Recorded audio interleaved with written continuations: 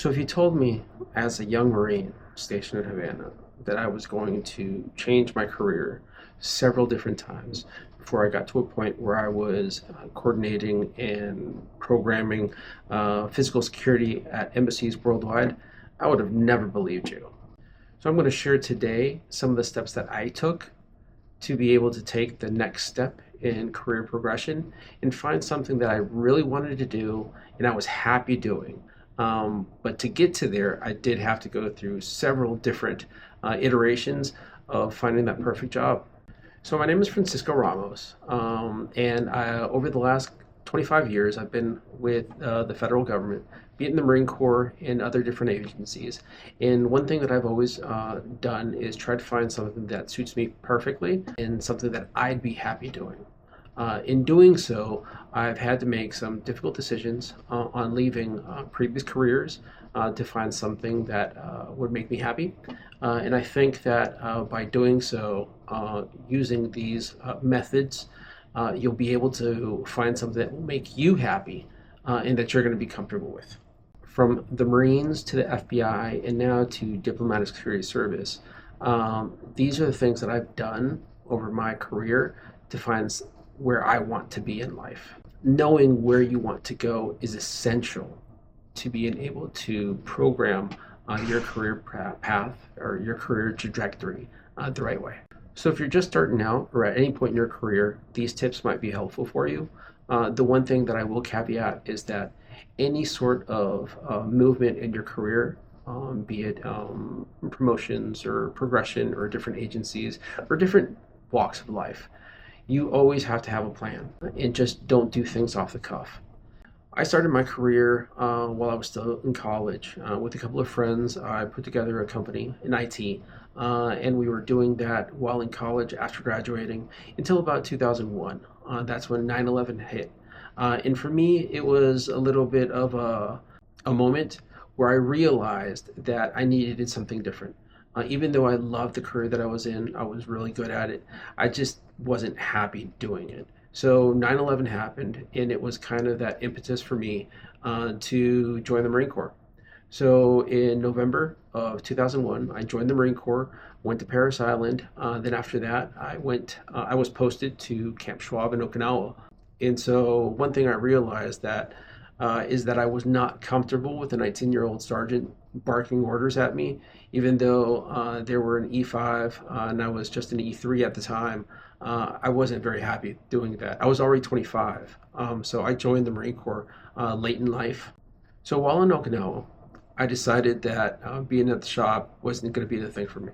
So I decided looking at different alternatives in the Marine Corps that could make my life, I will say, easier, but I was going to find it more fulfilling.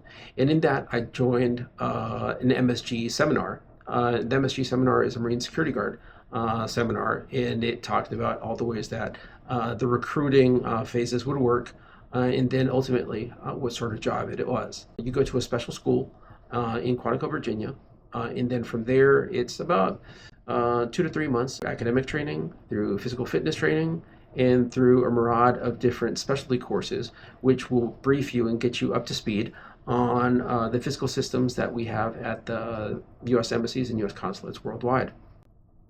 It's a lot of rapid response, an emergency crisis prevention and intervention. I went back to Quantico, Virginia, did the training there. I believe at the time about 50 of us had joined in my class. In the first day of class, they already kicked out two. One was this guy that was wearing a cowboy hat, and another one, I can't remember what it was. I think it was just tardy or something like that. Ultimately, from the 50 that had joined, only about like 35 actually graduated. And so there were a lot of things through training where the instructors and then the panel board decided who was apt to be a Marine Security Guard and who wasn't. So I was lucky enough to be posted to Vienna, Austria. Back then it was 18-month tours, so a year and a half. Now the MSGs do 3 tours of 12 months each. I believe my time in Vienna was brilliant. I had a blast, both with work, which was a little mundane, to the life outside of work, living with a detachment. And the key takeaway from that experience was that even though we were a big detachment, all of us came from different backgrounds, we had to learn how to live with each other. It was essential for us to be able to look past things that we disliked of each other and to be a cohesive unit. So if it's one thing that the Marine Corps taught me is to be adaptable, be open-minded, and to focus in on things that unite us versus things that drive us apart. From Vienna, I was assigned to Havana, Cuba. And so going to Havana, I had to go back through Quantico to receive special training to be able to serve in that environment. Living in Cuba is definitely a different experience. You're watched from everywhere, and everybody is noticing what you do, both from outside agencies as well as from our own people, because we live in a fishbowl of sorts. So what I learned is that truth is power. If you are ashamed of doing something in public, then you're best not doing it at all. So if you live by that rule, be an open book. It will serve you well in everything you do because you will never be compromised. The most important aspect that I took away from the Marine Corps was that it gave me a renewed sense of self. I came to understand my ups and my downs, specific quirks that I had, different personality traits that others thought that it might be problematic, but I saw as positives. Also, I did have some negatives that I needed to rein in on, and I needed to concentrate on making better. Also, being detailed oriented, it provided me a little bit more sense of let's call it operational security. It's great to know what's happening next to you and beyond, not just in your everyday to-day life, but also at work. Will always help you when making correct decisions about your career. Another big thing that I learned from the Marine Corps is cultural adaptability. Being able to live in any sort of location for more than a year or more than 6 months gives you kind of a different sense of what that community, that society is going through. I've been able to be open-minded, to be able to adapt to different circumstances. And I think that taking those experiences of adaptability, of being open-minded, of understanding that I shouldn't push my POV on others and try to see through their eyes to comprehend their situation has done me much better, not only in being able to live in different societies in different countries, but also being able to go to work into a new office every 2 years or every year, and being able to understand the dynamics. One thing that I've seen with a lot of supervisors and a lot of managers is that they'll come into a new space and immediately they'll start changing stuff just to change it because they want it to be their way. I encourage you to find a way to be able to be receptive, be a sponge, soak up as much information as you can before you start making changes. Well, by the end of my tour in Havana, I knew that the Marine Corps and I were just not gonna fit well. Even though I loved my experience in the Marine Security Guard program, I knew that I wasn't gonna be able to go back to the fleet and just be okay with it. By the time I left Havana, I was close to 30 years old. I was already a sergeant, looking at a staff sergeant or an E6 position. So going back to the fleet, it just didn't make too much sense for me. So I had applied to diplomatic security. Now, diplomatic security is an organization within the Department of State that works as the security element, as the law enforcement element of the Department of State. And they are in charge of all security within the embassy or a consulate or an intersection. So I applied to this because I thought I was going to be able to do it. And I went to Miami. I took all the tests necessary, and this was over a course of a couple of months. So I took all the tests, I did the interview, and so you go into a BEX panel, and the BEX panel is divided up into 3 stages. The first stage is an initial assessment, followed by a psychological assessment, and the third part is a panel interview. And so the panel interview is roughly about, it could range anywhere from 5 minutes to an hour long. And it really, you talk with 2 agents and a layman. They try to do is to assess your disposition on how you would be as an agent in DS. I thought that it went really, really well. And so by the end of it, the panel walked out, and it was probably about 45 minutes to 60 minutes later that they came back in. One of the people came back in and said, Francisco, we love you. We'd love to offer you the job opportunity, but at this moment, you are too much of a Marine. And so after you get out, go do something else and then apply afterwards. We would love to see you return. I was disheartened. I thought it was the worst thing in the world, so I said, thank you very much, and I just left. I returned back to Havana. I told my DS supervisor what had happened, and he said, why did you do it? Why didn't you tell us? We could have used our network to get you back in. And I was like, I hate asking for favors. I never have been the type of person that asks for favors. I just hate being indebted to people. So told him what happened, and he said, apply next time, and I'll make a couple of calls. I refused to do that, so I said, thank you, and internally I decided to apply to something bigger and better. So I applied to the FBI. Applying to the FBI took several months, maybe a year and a half from start to finish. So by the time I had gotten out of the Marine Corps, I did a couple of transitional jobs that took me to Baghdad in 2006 and to Beijing in 2007. And every time I would go back to the States, I would take the different part of the test until ultimately in 2007 from Beijing, I got called back and they said they were inviting me to phase 2. Now, the FBI process is divided into multiple phases. Phase 1 is academic, psychological, and back then it also had a math part, and they hadn't called for almost a year. I was pretty bummed. Until eventually they called. I got back to Miami. I reached out to the FBI office and they said, I'm ready for phase 2 testing. So again, I went back for another assessment and also for a psychological assessment. I passed those. They called me back for a meet and greet, which I didn't know too much of it, but it was also another assessment on how I carried myself.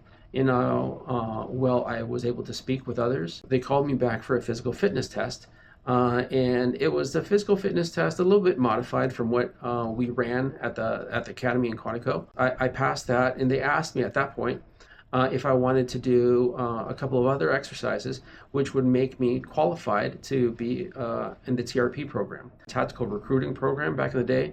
And so it meant that after, if you qualified to do that portion of it, that when you were hired, you would have to apply to a SWAT team and to quite possibly apply to HRT after a year of service with the FBI.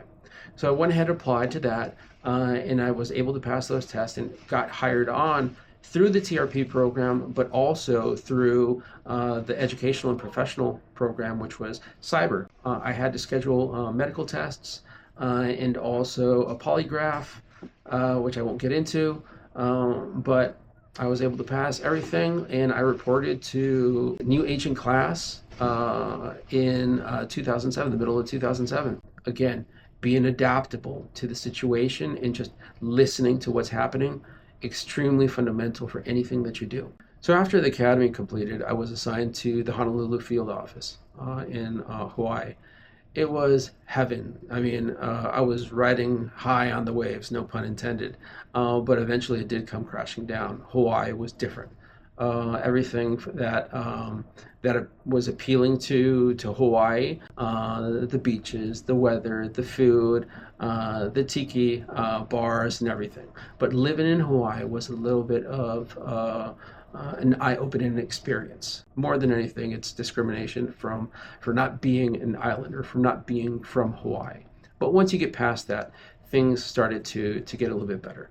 And so building up a network of friends at work and also within the community where I lived at was essential for me to have a better time there. So with that said, I did something that I thought I was never going to do, and eventually I called some friends from DS and let them know that I was with the FBI. At that time, they were heated. They said, Francisco, why didn't you wait to help you join DS? You don't know what you're missing. It's the dark side. Come over to us. You're a shoo-in. I kept up talking to him, and eventually I did put my application into DS.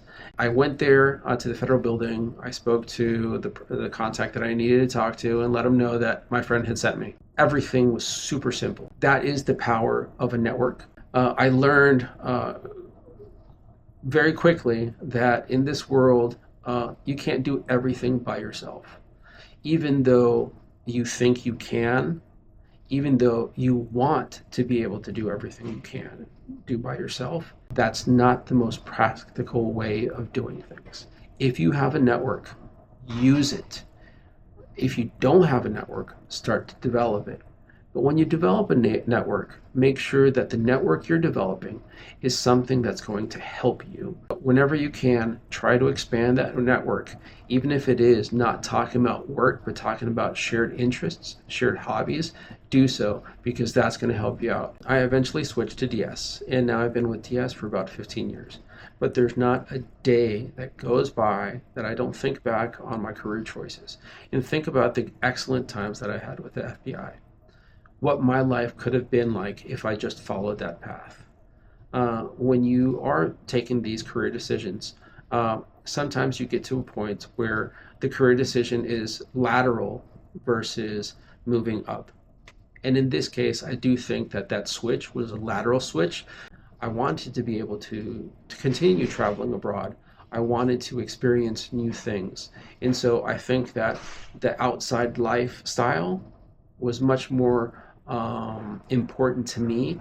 I knew every career choice I made was going to be for something. I never just jumped out on something and said, oh, I'm going to do this.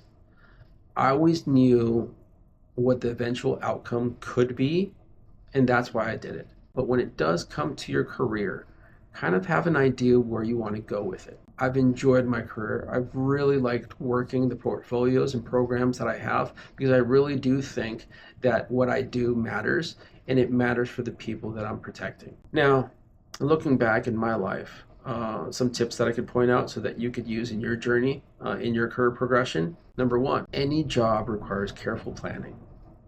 Don't just jump into something. Know what you're getting into. Always take calculated risks. Number two, learn to be diplomatic. Don't live in an echo chamber, and try to find like-minded topics with people from diverse backgrounds where you can enhance your knowledge and creativity by taking experiences from others and using them for yourself. Number three, the truth is your best weapon. Knowing when to use it and how to use it make you a better adversary when it comes time to negotiate any sort of contracts or any sort of progression in your career. Number four, there's never a need to waste valuable energy and time to change people's point of view. If it's very important for you to do so, learn to live or learn to use their point of view to get them to change their decisions. In other words, see through their eyes so that you know what they are talking about, and use that information to your advantage when you're trying to talk to them again. Number five, always find your purpose in life. I know that sounds easy, and I know it's not, but if you can't find something that's maybe 20 years down the line, 10, 5 year down the line, look at tomorrow. What do you want for tomorrow? As long as you're doing this practice, it'll get easier, and you'll be able to rationalize what it could look in a week, or what you could want in life at some point in time. Number six, last but not least, networks. Develop one and use it. Knowing when to use your network and how to use it is essential for any sort of career progression. By doing so, you'll be able to open doors that you thought you never had access to. If you find value in my story today, I'd love to hear from you. Subscribe and tell me, what do you want in your career progression, and how any of the tips that I've provided you have been helpful to you, or if you've already known about them or how you use them in your day-to-day life. So hit subscribe and hit that notification bell so you don't miss any future episodes. So yeah, this is Francisco signing off. And remember, it's never too late to make a career transition. Think about what you want and think about making the change. It's not difficult. You just have to plan accordingly. And I swear to goodness, you'll be able to do it. And you'll make sure that you live the life that you want to live. Peace. Laters. Bye.